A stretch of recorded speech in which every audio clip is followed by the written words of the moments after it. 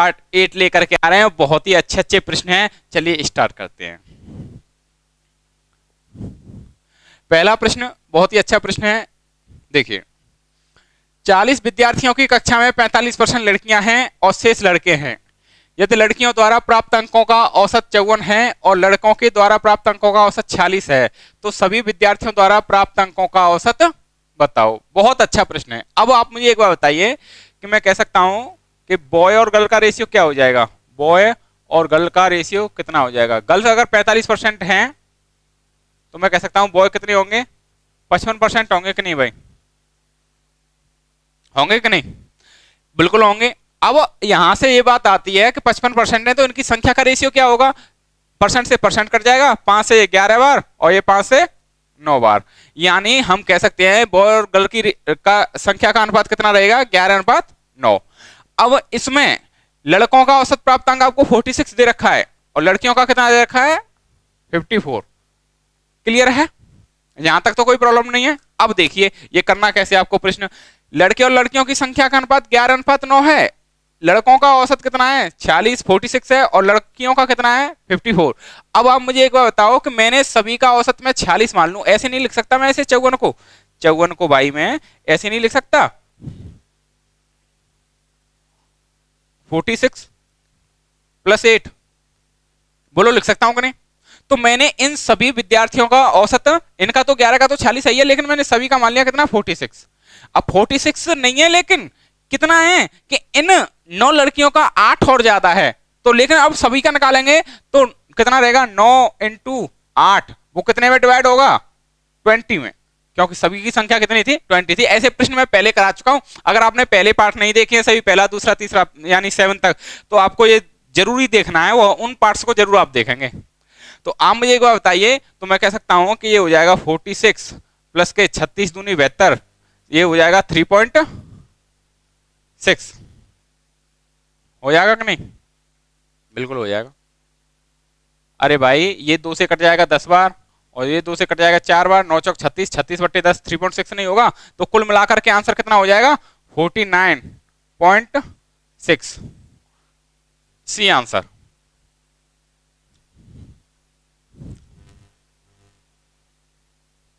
सी answer. चलिए आगे बढ़ते हैं।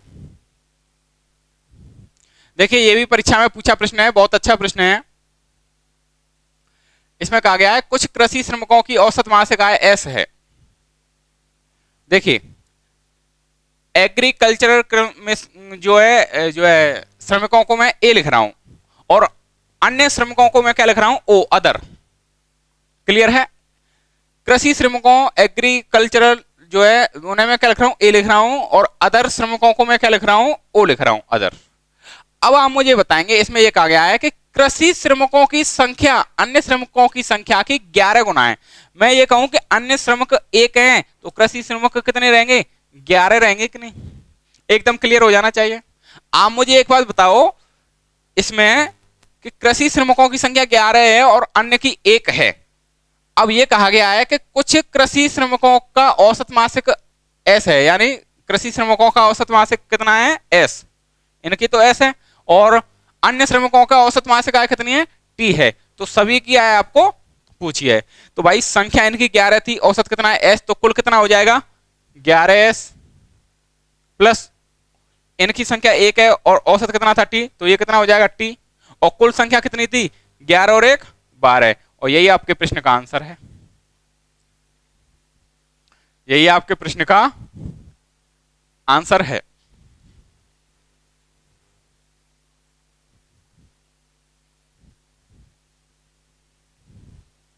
चलिए आगे बढ़ते हैं।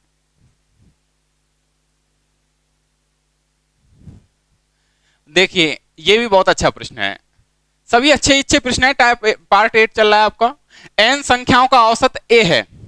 पहली संख्या में 2 जोड़ दिया जाए और दूसरी संख्या में 4 जोड़ दिया जाता है और तीसरी संख्या में 8 जोड़ दिया जाता है। तो इस प्रकार आगे की संख्याओं को बढ़ाया जाता है तो नई संख्याओं का औसत क्या रहेगा। कितना अच्छा प्रश्न है और बहुत ही सुंदर कंसेप्ट।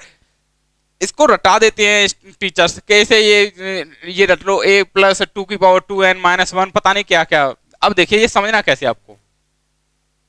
मैं कहूं कि n संख्याओं का औसत a है, कुछ भी संख्या मान लो आप, 2 संख्या मान लो, 3 संख्या मान लो, 5 संख्या मान लो, मतलब कितनी भी संख्या मान लो। मैंने संख्या मान ली कि संख्याएं n कितनी है, 1 2 3 है, संख्या n संख्याएं, तो n का मान कितना हो जाएगा 3।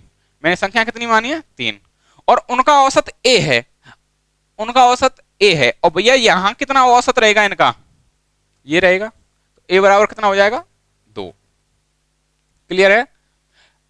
अब आप मुझे बताओ कि यदि यदि पहली संख्या में 2 जोड़ा जाता है तो 1 और 2 3, दूसरी संख्या में 4 जोड़ा जाता है तो कितना हो जाएगा ये 6, और तीसरी संख्या में कितना जोड़ा जाता है 8। पहली संख्या में 2, दूसरी संख्या में 4 और तीसरी संख्या में 8, तो मैं कह सकता हूं ये कितना हो जाएगा 11। अब इनका औसत, नई संख्याओं का औसत आपको पूछा है, तो आप मुझे एक बार बताओ कि इनका औसत कितना रहेगा। इनका औसत रहेगा, इन तीनों को जोड़ेंगे, भाई अंतर समान नहीं है तो जोड़ेंगे और 3 का भाग लाएंगे, तो 11 और 6 17 और 3 20, 20/3, 20/3। अर्थात नई संख्याओं का औसत क्या रहेगा, n बराबर 3 और a बराबर 2 रखने पर जिस ऑप्शन में 20/3 आ जाए वही आपका आंसर रहेगा। अगर मैं a बराबर यहां 2 रखता हूं इसमें, तो 2 और ये कितना हो जाएगा प्लस के 2 इंटू n का मान 3 था, तो 3 का वर्ग 9, 9 में से गए तो 8/3। तो हम कह सकते हैं 3 छिक्के 3 दूनी 6, 6 और 16 22, ये नहीं हो सकता, ये आंसर नहीं हो सकता। इसे देखिए a बराबर अगर मैं 2 रखता हूं, a बराबर 2 प्लस के 2 इंटू 2 की पावर n, यानी 2 की पावर n का मतलब 3, 8, 8 में से क्या तो 7/3, तो 3 दूनी 6। ये प्रश्न सॉल्व कर रहे हैं हम, तो 2 तिया 6, 6 और 14 20, 20/3। देखिए जो आप लोग इस बात को ध्यान में रख लेना, यही आंसर रहेगा। अगर इस पर आपका शॉर्ट है, तो अगर मैं शॉर्ट बता दूं आप लोगों को तो शॉर्ट है, बस मुझे यही देखना होता है कि और क्या तरीका रहेगा, क्या तरीका शॉर्ट रहेगा। चलिए आगे बढ़ते हैं। अगला प्रश्न देखिए, बहुत अच्छा प्रश्न है ये भी। एक कंपनी पहले 3 महीनों के लिए प्रतिमाह औसतन 4000 वस्तुओं का उत्पादन करती है। कितने वस्तुएं इससे अगले 9 महीनों में प्रतिमाह औसतन उत्पादन करे कि पूरे वर्ष में औसतन 4375 वस्तु प्रतिमाह उत्पादित हों। अब देखिए कितना अच्छा प्रश्न है। मैं कह सकता हूं कि ये पूरे वर्ष का कितना रहे 4375, और कितना अधिक है ये 4000 से 375 हो, तो इन महीनों का भी हमें कितना करना पड़ेगा 375 करना पड़ेगा कि नहीं, 3 महीनों का, और 3 महीनों का हमें 375 बढ़ाना पड़ेगा। तो वो कितना बढ़ाना पड़ेगा, 3 महीनों का हमें 375 बढ़ाना पड़ेगा। और वो कौन से महीनों को बढ़ाना पड़ेगा, अगले 9 महीनों को बढ़ाना पड़ेगा। और यही आपको पूछा गया है कि 9 महीनों में प्रतिमाह औसतन उत्पादन करें, कितना करें कि पूरे वर्ष में औसतन कितना हो जाए, इतना। तो अब ये 9 महीनों का तो हमने मान लिया कि इतना 4375 है, लेकिन 375 जो बढ़ाया वो 3 महीनों का बढ़ाना पड़ेगा। कौन से महीनों को बढ़ाना पड़ेगा, इन्हीं 9 महीनों को बढ़ाना पड़ेगा भाई। 4375 तो इन 9 महीनों का है। अब ये 375 जो ज्यादा है वही तो ज्यादा है, कौन से महीनों का है, ये 9 महीनों का ज्यादा है। लेकिन इससे भी ज्यादा हमें क्या रखना चाहिए कि ये पूरे महीनों का हो जाए, पूरे 12 महीनों का हो जाए 4375। तो मैं कह सकता हूं 3 महीनों का 375 और बढ़ाना पड़ेगा। कौन से महीनों को, उन्हीं 9 महीनों को, उन्हीं 9 महीनों को। आप मुझे बताओ कि ये 3 से 3 कट जाएगा, कट जाएगा कि नहीं।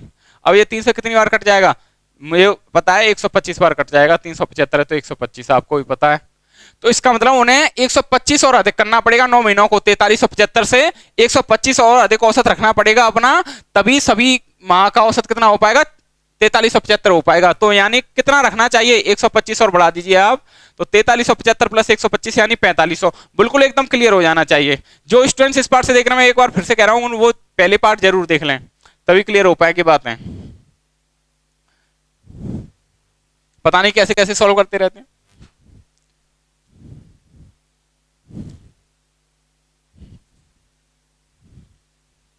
चलिए आगे बढ़ते हैं।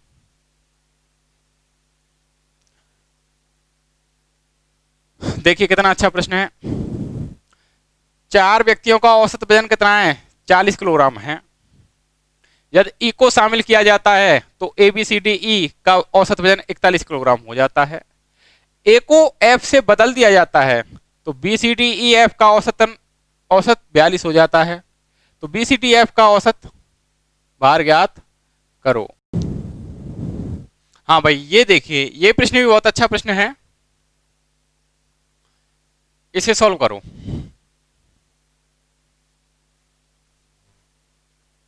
देखिए 4 व्यक्तियों का औसत वजन 40 किलोग्राम है। यदि ई शामिल किया जाता है तो ए बी सी डी ई का औसत 41 किलोग्राम हो जाता है। ए को एफ से बदल दिया जाता है तो B C D E F का औसत 42 किलोग्राम हो जाता है। तो बी सी डी एफ का औसत बताओ। बहुत बढ़िया प्रश्न है। देखिए 4 व्यक्ति हैं, उनका औसत वजन कितना है? मैंने 4 व्यक्ति ये मान लिए एबीसीडी। क्या मान लिए? एबीसीडी। 4 व्यक्तियों का औसत वजन कितना है? 40 किलोग्राम एबीसीडी का। ई और शामिल हो जाता है तो औसत वजन 41 किलोग्राम हो जाता है। तो 5 लोग हो जाते हैं, 5 लोग हो जाते हैं, औसत वजन 41 किलोग्राम हो जाता है। तो इसका मतलब ई के आने से पांचों का औसत 40 से 5 बढ़ गया। तो इसका मतलब ई का वजन कितना था? 40 और 5 45 था। बोलो बात एकदम क्लियर है कि नहीं? ए को एफ से बदल दिया जाता है तो बीसीडीई का औसत 42 किलोग्राम हो जाता है। अब 5 व्यक्तियों का भी औसत 42 किलोग्राम हो जाता है। 42 किलोग्राम हो जाता है, जिसमें कौन कौन शामिल हैं? जिसमें शामिल हैं B C D E F. इनका औसत कितना है? 42। अब देखो यहां से ही इस प्रश्न को सॉल्व कर सकते हैं। अब आपको ये पूछा गया है बी सी डी एफ का औसत बताओ। बी सी डी एफ का औसत, इनका औसत पूछा है। तो भाई आप मुझे एक बात बताओ, यहाँ बी सी डी एफ का औसत पूछा है आपको, बी सी डी एफ का औसत पूछा है। तो मैं कह सकता हूं अगर यहां से ई जाएगा और ई का वेट कितना था? 45 kg, वो ई अपना चला गया तो इन चारों का औसत कितना अपना 45 ले जाएगा, 45 ले जाएगा। इसका मतलब 42 तो ले गया, लेकिन इन चारों लोगों का 3 किलोग्राम और ले गया। तो वो 3 किलोग्राम ना इस औसत से घटेगा सभी का। तो 3 किलोग्राम ले गया कितने लोगों का? 4 लोगों का। तो मैं कह सकता हूं कितना? 7.5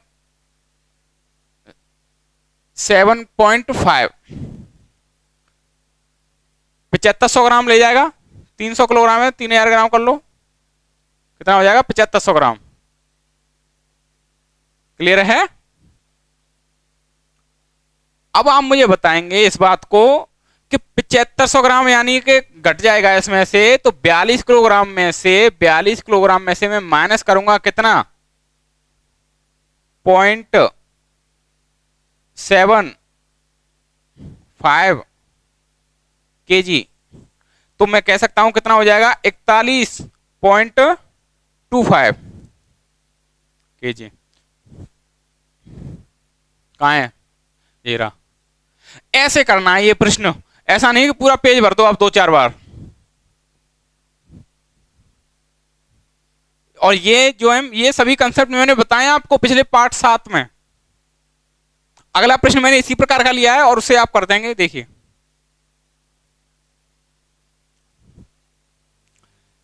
तीन व्यक्ति एबीसी का औसत 84 किलोग्राम है। ये 3 व्यक्ति हैं ए बी सी, इनका वेट कितना है? 84। कोई प्रॉब्लम है यहां तक?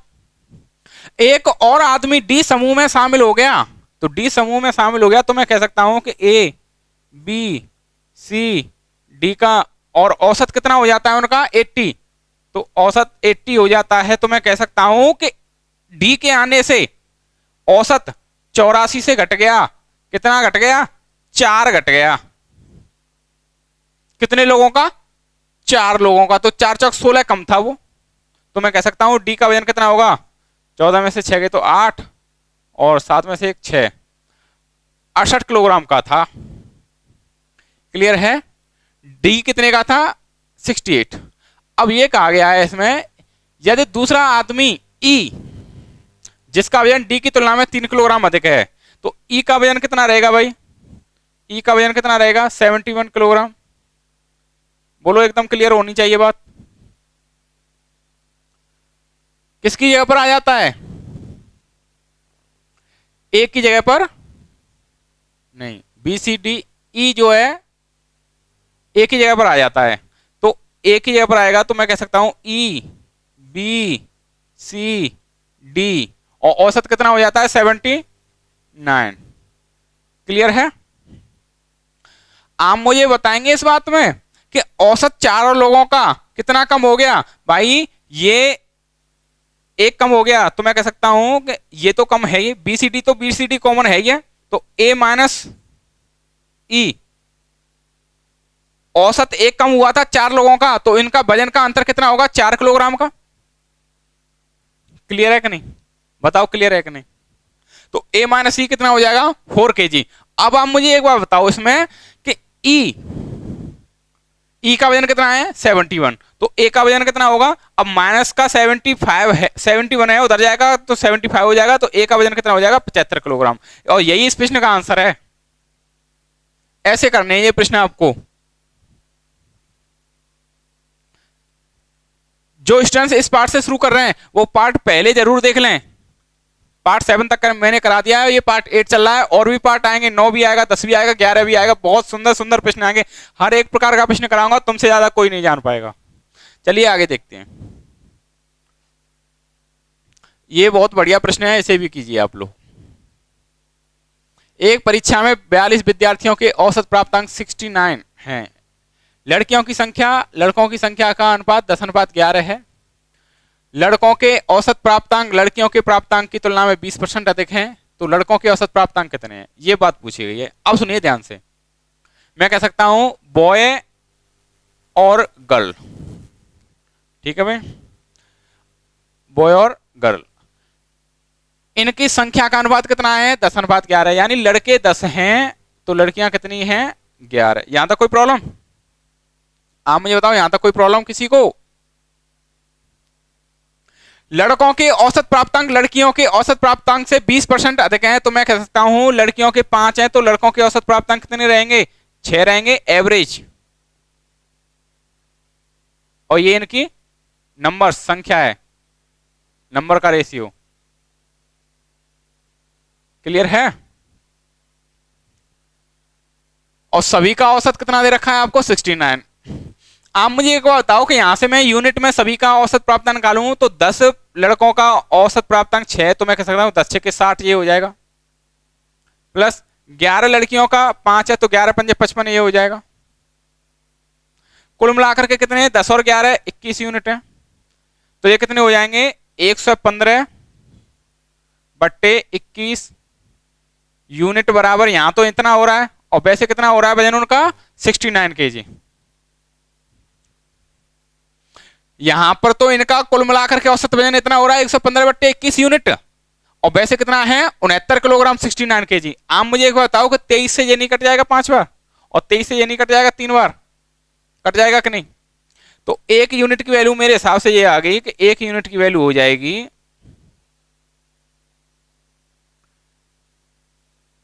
21 इंटू 3 अपॉन 5। बोलो ये हो जाएगी कि नहीं? 1 यूनिट की वैल्यू इतनी हो जाएगी।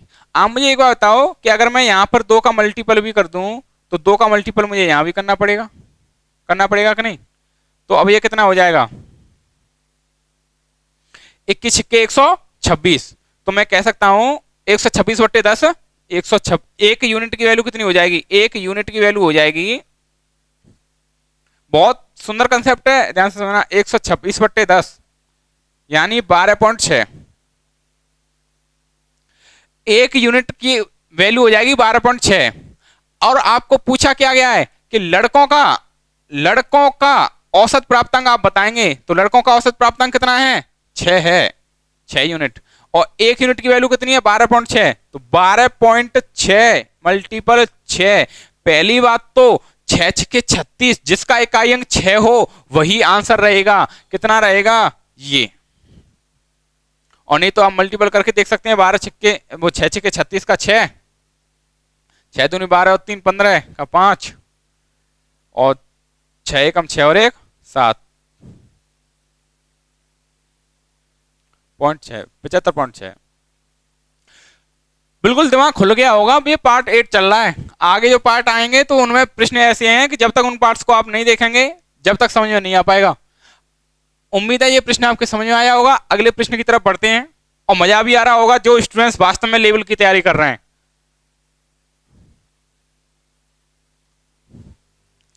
n संख्याओं का औसत 58 है, 58। यदि 65% संख्याओं में से प्रत्येक संख्या में 16 जोड़ दिया जाए, ये बहुत बढ़िया प्रश्न है भाई, ध्यान से समझना, और शेष प्रत्येक संख्या में से 9 घटा दिया जाए। ये सभी एग्जाम में आए हुए प्रश्न हैं।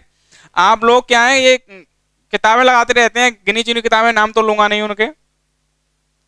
लेवल वाली किताब लगाए, मैं बता रहा हूं उनको। जे सिद्ध की बुक ले आए आप लोग, दृष्टि वाली बुक आती है वो पब्लिकेशन ले आए, मतलब सुबोध कुमार की बुक ले आए, ये बुक्स ले लें। कोई नहीं बताता बुक्स, मैं आपको बता रहा हूँ, आप लोग इन्हें लेकर के आएंगे। और 2-3 बुक कैट की ले आए, क्योंकि आजकल आप अगर सीजीएल मेंस की तैयारी कर रहे हैं तो कैट लगाना बहुत नेसेसरी है। देखिए, n संख्याओं का औसत 58। यदि 65% संख्याओं में से प्रत्येक संख्या में 16 जोड़ दिया जाए और शेष प्रत्येक संख्या में से 9 घटा दिया जाए तो संख्याओं का नया औसत क्या होगा? संख्याओं का नया औसत क्या? ये आपको पूछा गया है। अब सुनिए ध्यान से। n संख्याओं का औसत 58 है, 65% संख्याओं में से प्रत्येक संख्या में 16 जोड़ दिया जाए तो मैं कह सकता हूं 65%, और बाद बाकी संख्या कितनी बची? 35%।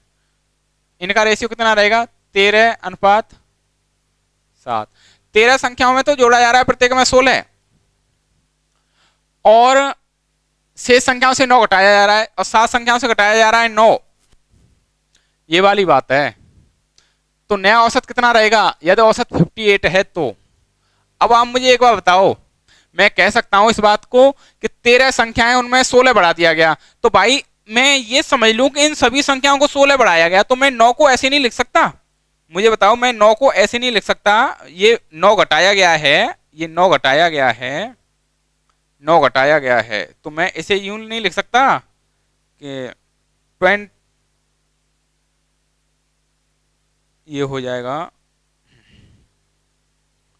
16 माइनस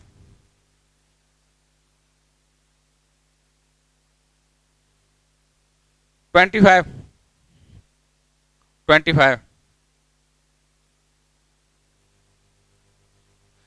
बताओ, 9 में ऐसे नहीं लिख सकता था क्या? भाई 9 घटाया जा रहा है 7 संख्याओं से, तो आप मुझे बताएंगे कि मैंने मान लिया कि सभी संख्याओं का 16 औसत बढ़ गया, तो 16 ये बढ़ा, तो मैं कह सकता हूं कि 16 बढ़ गया। लेकिन कमी क्या है कि 7 संख्याओं से 25 घटाना पड़ रहा है, ये भी तो डिवाइड होगा सभी में, तो माइनस 7 संख्याओं से 25 घटाना पड़ रहा है।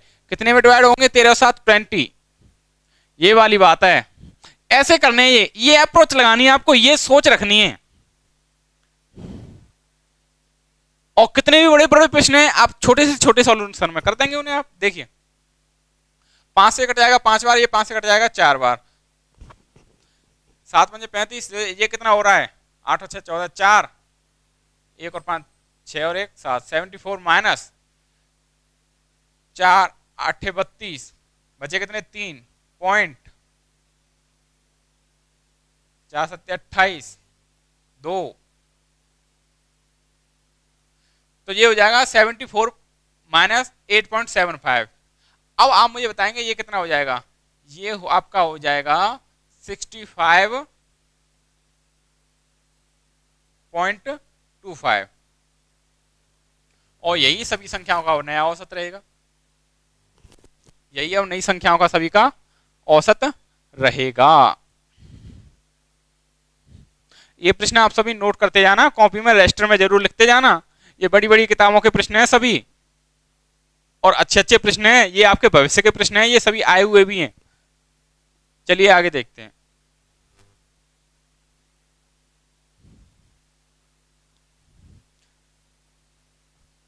कितना आसान प्रश्न है। एक फैक्ट्री में कामगारों की कुल साप्ताहिक पारिश्रमिक रुपए 1534 है। एक कामगार का औसत साप्ताहिक पारिश्रमिक रुपए 118 है, तो फैक्ट्री में कामगारों की संख्या बताओ। आप मुझे बताएंगे कि 1534 सभी के हैं, तो 118 एक को मिल रहे हैं, तो कामगार कितने हो जाएंगे। अब पहली बात तो आप यही देख लो कि 38 24 इकाई अंक 3 आना चाहिएगा, तो पहली बात तो यही आंसर रहेगा, और नहीं भाग लगा करके देखेंगे तब भी मुझे उम्मीद है 13 ही आएगा। तो कामगारों के, अरे भैया संख्या बराबर क्या निकालते हैं, योग बट्टे जितना एक का है। आप मुझे बताओ कि 20 सदस्य हैं, उनमें आप 500 रुपए बांटते हैं, 500 रुपए हैं कुल मिलाकर के, और प्रत्येक को आपने 25 दिए, एक को कितना मिला, एक कामगार को 25 मिले, तो इसका मतलब संख्या कितनी रहेंगी, 20 रहेंगी कि नहीं। वही कंसेप्ट है इसमें, सभी का कितना था 15 से 34 था, और एक का कितना 118 है, तो कितने थे कामगार 13 थे। क्लियर है, कुछ नहीं था इस प्रश्न में, ये कैसे आ गया इस सीट में।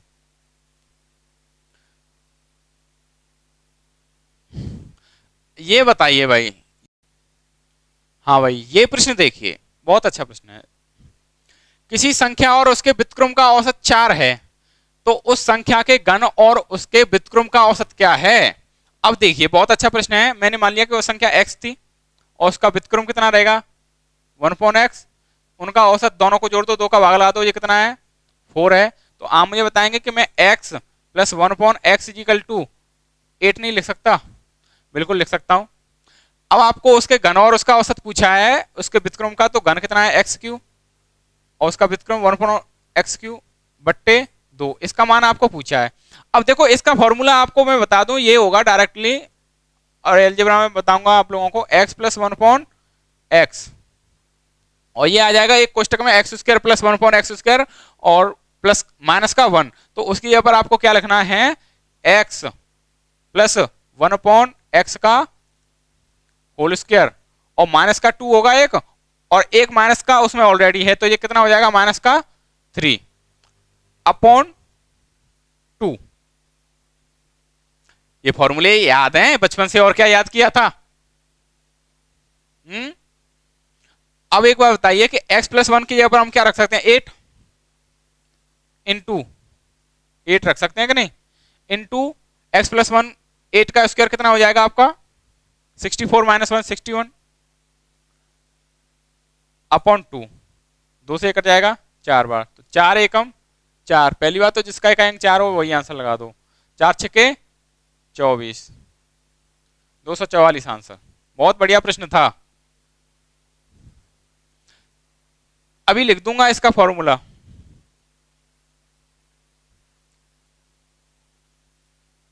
यहां पर लिख देता हूं,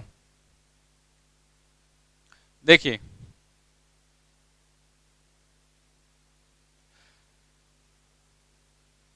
x³ प्लस के 1/x³ बराबर हो जाएगा x + 1/x, एक कोष्टक में, और एक कोष्टक में x² + 1/x² माइनस का x × 1/x यानी 1, ये फॉर्मूला है। और इसकी जगह पर हम क्या रख सकते हैं, x² + 1/x² की जगह पर रख सकते हैं हम x + 1 का होल स्क्वायर -2, तो x + 1 का होल स्क्वायर -2, और माइनस का 2 और माइनस का 1 माइनस का 3 हो जाएगा, वह प्रोसेसिंग किया गया। चलिए आगे बढ़ते हैं।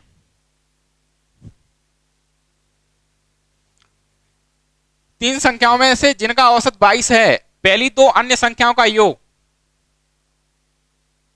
का 3/8वां हिस्सा है, तो पहली संख्या क्या है। देखिए कितना आसान प्रश्न था। तीन संख्याओं में से जिनका औसत 22 है, तो मैं कह सकता हूं तीन संख्याएं औसत 22 है, तो तीनों संख्याओं का योग कितना हो जाएगा 66 हो जाएगा। पहली संख्या दो अन्य संख्याओं के योग का 3/8वां हिस्सा है। एक बार बताओ कि कुल मिलाकर के ये पहली संख्या तो 3 है, और भाई पहली 3/8 का मतलब ये हो जाएगा कि अभी इसमें दे रखा है कि पहली संख्या तो आपकी ये है, और दूसरी और तीसरी ये है। पहली संख्या दूसरी और तीसरी संख्या का 3/8वां हिस्सा है दो अन्य संख्याओं का, तो मैं कह सकता हूं कि कुल मिलाकर के तीनों संख्याओं का योग कितना हो रहा है, 3 और 8 11 यूनिट, और वैसे योग कितना है 66। एक यूनिट की वैल्यू 6, और पूछा क्या है आपको, तो पहली संख्या क्या है, पहली संख्या 3 यूनिट थी, 6 थी 18। बहुत आसान प्रश्न था, बहुत ही आसान प्रश्न था ये। चलिए अगला प्रश्न देखिए। तीन संख्याओं में पहली और दूसरी संख्या का औसत दूसरी और तीसरी संख्या के औसत से 15 अधिक है, तो उन तीनों संख्याओं में पहली और तीसरी संख्या के बीच का अंतर बताओ। बहुत बढ़िया प्रश्न है और तुरंत आंसर लगा देंगे आप, बिना देखे बता सकते हैं इसका आंसर। इसका आंसर हो जाएगा 30। देखिए मैं बताऊं, अब मैं सॉल्व करके बताता हूं आपको। तीन संख्याएं ये रही, पहली और दूसरी का औसत दूसरी और तीसरी के औसत से 15 अधिक है, तो मैं कह सकता हूं फर्स्ट एंड सेकंड का औसत ये है, ये अधिक है। तुम किसके औसत से? दूसरी और तीसरी के औसत से, इससे ये अधिक है। कितना अधिक है? 15। क्लियर है?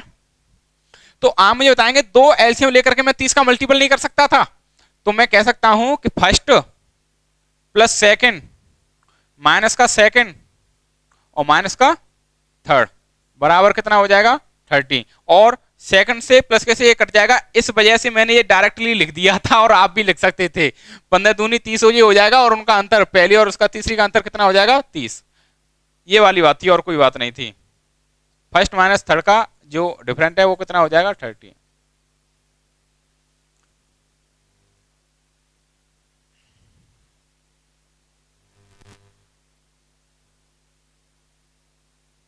चलिए अगला प्रश्न देखो।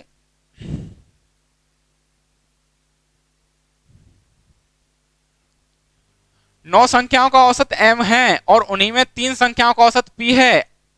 अगर बचे हुए संख्याओं का औसत n है तो कौन सा समीकरण इनमें सही है? देखिए 9 संख्याओं का औसत m है, तो मैं कह सकता हूं 9 संख्याओं का औसत m है, तो कुल मिलाकर के योग कितना हो जाएगा? 9m हो जाएगा कि नहीं? उनमें से तीन संख्याओं का औसत p है, तो तीन संख्याओं का औसत कितना है? p, तो ये कितना हो जाएगा? 3p। और 6 संख्याओं का औसत कितना है? n है। 6 संख्याओं का तो कितना हो जाएगा? 6n। आप मुझे एक बार बताओ कि इन संख्याओं के सभी संख्याओं के योग को इसके बराबर नहीं रख सकते क्या? बिल्कुल रख सकते हैं। तो 9m बराबर कितना हो जाएगा? 3p प्लस के 6n। 3 का डिवाइड कर दो तो 3m बराबर कितना हो जाएगा? p प्लस के 2n। कहीं पर है?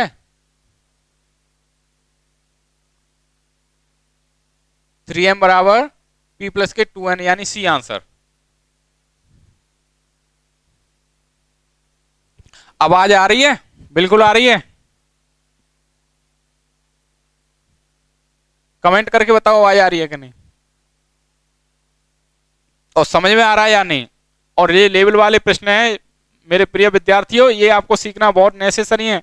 ये अच्छे स्टूडेंट्स की धज्जियां उड़ाने वाले प्रश्न है जो आ रहे हैं इसमें, और आगे भी आने वाले हैं। इन्हें सीखना आपको जरूरी है। छोटे छोटे प्रश्न कभी किसी एग्जाम में नहीं आते। जो मैंने पहले दूसरे पार्ट तीसरे पार्ट ये करवाए हैं, शुरुआत से बेसिक आपका इंप्रूवमेंट किया है, और कुछ नहीं है। इन्हें आपको सीखना बहुत आवश्यक है। क्या है आपके पास में औरों से अलग, क्या आपको उन्हें छोड़ करके आपको सेलेक्ट कर ले? चलिए आगे बढ़ते हैं। देखो ये औसत चाल वाले प्रश्न आगे, बहुत सुंदर कंसेप्ट है, मैं इसे क्लियर करता हूं आप लोगों को। इसमें 2 प्रकार के प्रश्न बनते हैं। 2 प्रकार के प्रश्न बनते हैं। कितने प्रकार के बनते हैं? 2 प्रकार के।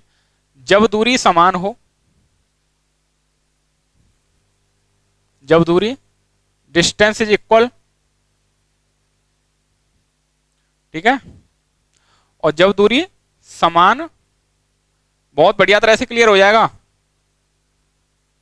समान न हो। देखिए जब दूरी समान हो, दूरी समान का मतलब कोई व्यक्ति है यहां से ए, ये कोई व्यक्ति है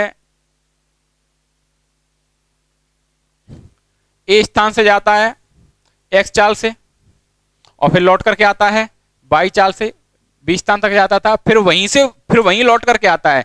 तो दूरी समान हुई, जितना जाता था उतना ही वापस आ रहा है, तो औसत चाल कितना रहेगा? तब औसत चाल रहेगा, ये लिख लेना, नोट करते जाना आप साथ ही साथ। तब औसत चाल रहेगा आपका 2x y बट्टे x प्लस वाई। इसे नोट कर लेंगे आप लोग। और जब दूरी समान न हो, यानी कोई व्यक्ति ए स्थान से पहले कुछ दूरी से किसी चाल से जा रहा है, फिर अगली दूरी किसी और चाल से जा रहा है, फिर किसी और चाल से जा रहा है, बी स्थान तक पहुंच गया, चलता गया, तब वहां पर औसत चाल कितना रहेगा? वहां पर औसत चाल रहेगा कुल दूरी बट्टे कुल समय।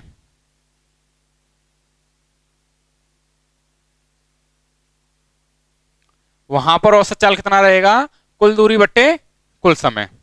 इस बात को आप नोट कर लो। अब देखिए, एक विद्यार्थी 20 किलोमीटर प्रति घंटे की चाल से स्कूल जाता है और 30 किलोमीटर प्रति घंटे की चाल से वापस आता है, तो पूरी यात्रा के दौरान उसका औसत चाल बताओ। तो इसमें दूरी समान है, जितना उसके घर से स्कूल तक की दूरी है उतनी तो उसके स्कूल से घर तक की दूरी है, जितना जा रहा है उतना ही वापस आ रहा है, तो इसमें कौन सा फॉर्मूला लगेगा? 2xy बट्टे x प्लस वाई। तो मैं कह सकता हूं 2 into 20 into 30 upon 20 plus 30 50। Zero से ये जीरो कट जाएगा, 5 से 4 बार, 4 × 12 दूनी 24, 24 आंसर रहेगा इसका।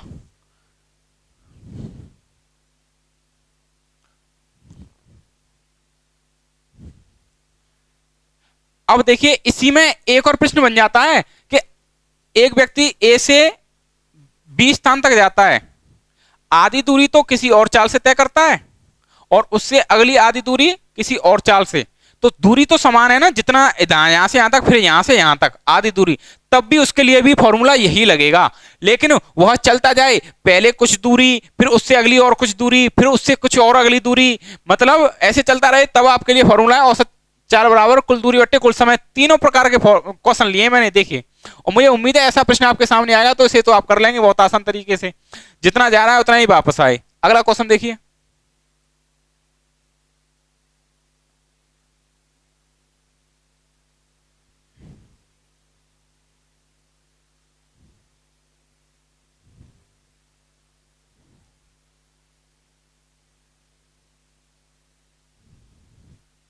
देखिए, एक व्यक्ति अपनी यात्रा की आधी दूरी 60 किलोमीटर प्रति घंटे की चाल से तय करता है और तथा शेष दूरी, अब से भाई एक बार बताओ आप मुझे, यहां से वो गया व्यक्ति ए स्थान से बी स्थान तक, तो आधी दूरी मैंने यहां मान ली, तो आधी दूरी तो 60 किलोमीटर प्रति घंटे की चाल से, और उससे शेष दूरी आधी तो बची और वह तय करता है 30 किलोमीटर प्रति घंटे की चाल से। तो जब दूरी समान हो यहां से यहां तक, फिर उतना ही वहां से यहां तक, तब भी उसमें भी फॉर्मूला क्या लगेगा? 2xy बट्टे x प्लस वाई। तो 2 इंटू, कोई शॉर्ट ट्रिक नहीं है इनके कोई शॉर्ट ट्रिक नहीं है। 2 इंटू 30 इंटू 60 बट्टे 30 प्लस 60 कितना हो जाएगा? 90। जीरो से ये जीरो, 3 से ये 3 बार, 3 से ये 2 बार, और ये 3 से 10 बार, 10 दूनी 20 दूनी 40।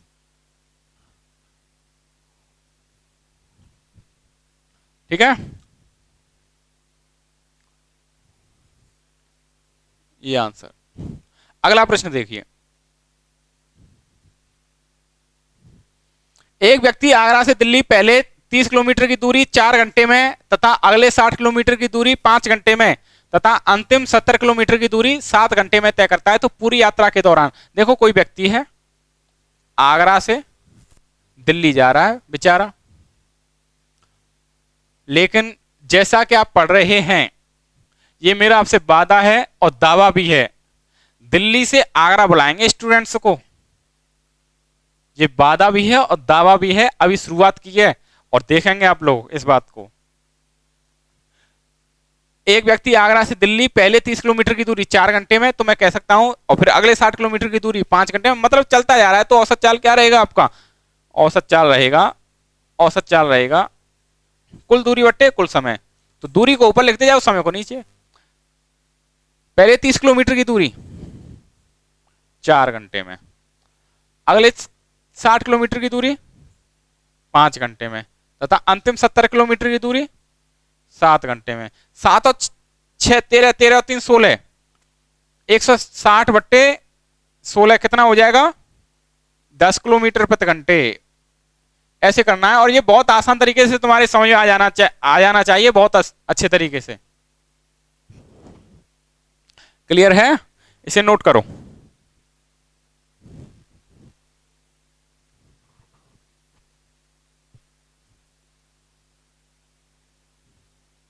अगला प्रश्न देखिए,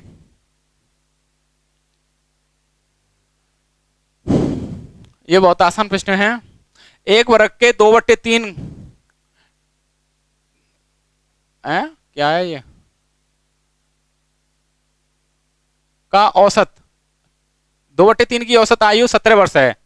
शेष 1/3 विद्यार्थियों की औसत आयु क्या होनी चाहिए कि पूरे वर्ग की औसत आयु 20 वर्ष हो जाए। देखो बहुत आसान प्रश्न था, क्या था इसमें, 2/3 का मतलब कितना हो जाएगा, आपको पता है कि कुल विद्यार्थी कितने थे, 3 थे, उनमें से 2 का औसत आयु कितना है, 17 है, तो 17 इंटू 2 कितना हो जाएगा, 34।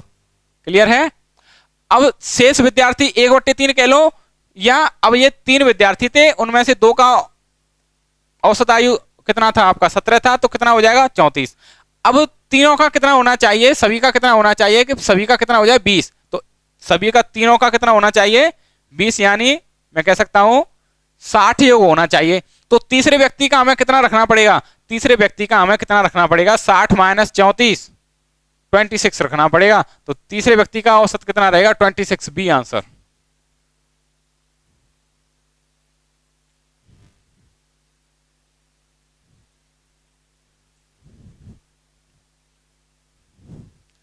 चलिए अगला प्रश्न देखिए,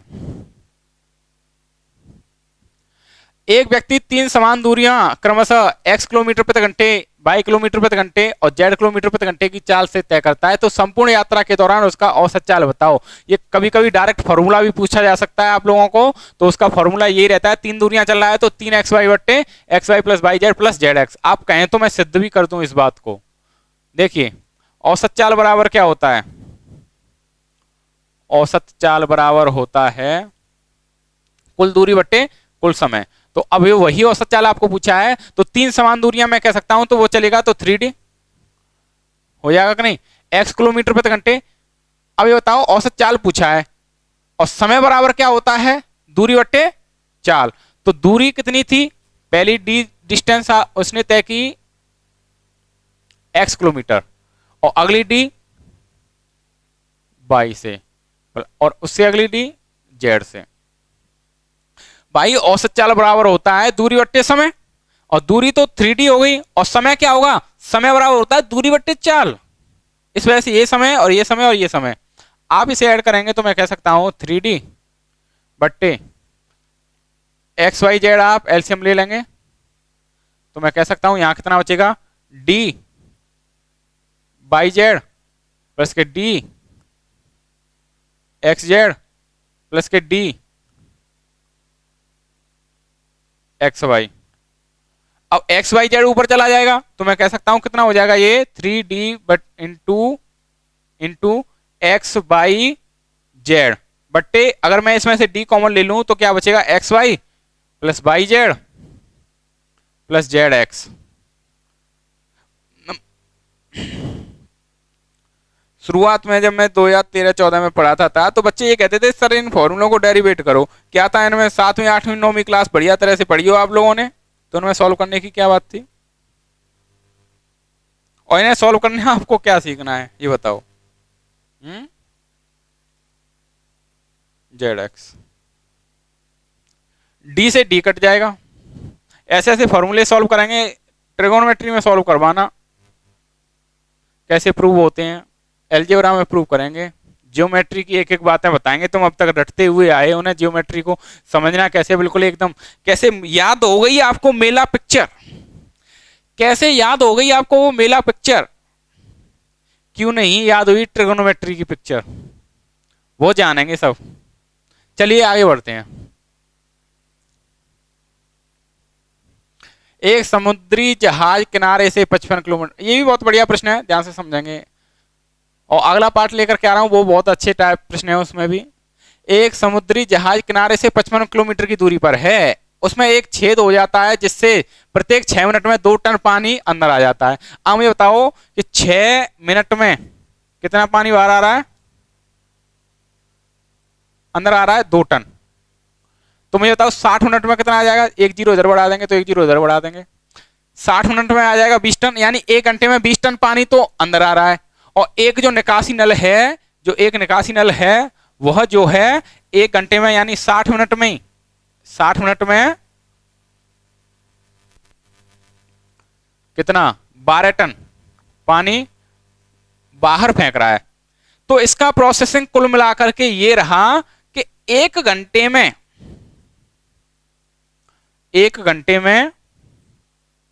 8 टन पानी अंदर आ रहा है। यही तो प्रोसेसिंग रहा है इसका, क्यों भाई? 1 घंटे में 8 टन पानी अंदर आ रहा है और जहाज को डुबोने के लिए 80 टन पानी पर्याप्त है। 80 टन पानी पर्याप्त है, तो इसका मतलब 0 उधर बढ़ाएंगे, 0 उधर बढ़ाएंगे, तो 80 टन पानी कितने समय में भर पाएगा? 10 घंटे में। इसका मतलब उसे वह दूरी, किनारे तक पहुंचने वाली दूरी 10 घंटे में तय कर लेनी चाहिए। तो वह उसकी औसत चाल क्या रहेगी? चाल बराबर होता है दूरी बट्टे समय। 55 किलोमीटर की दूरी उसे 10 घंटे में तय करनी है, तो कितना हो जाएगा? 5.5। इससे सुंदर कंसेप्ट आपका इसका हो नहीं सकता। थोड़ा सा आप रिवीजन करेंगे ना तो इस लेवल पर पहुंच जाएंगे। मैथ्स बस रिवीजन मांगता है, पढ़ाई आपको रिवीजन से आएगी, ठीक है? और मेहनत किया करो आप थोड़ी बहुत, आप लोग भी। चलिए अगला प्रश्न। ये अगला प्रश्न भी इसी प्रकार का है और मैं आप लोगों से इसे आप लोगों को होमवर्क के लिए दे रहा हूं और इसे आप कमेंट में बताएंगे। इस प्रश्न को आप कमेंट में बताएंगे, इसका आंसर बिल्कुल सेम उसी प्रकार का प्रश्न है, ठीक है? और ओरली कर सकते हैं आप, इसे मुंह जबानी कर सकते हैं। इसका आंसर आप देंगे कमेंट में लिख करके।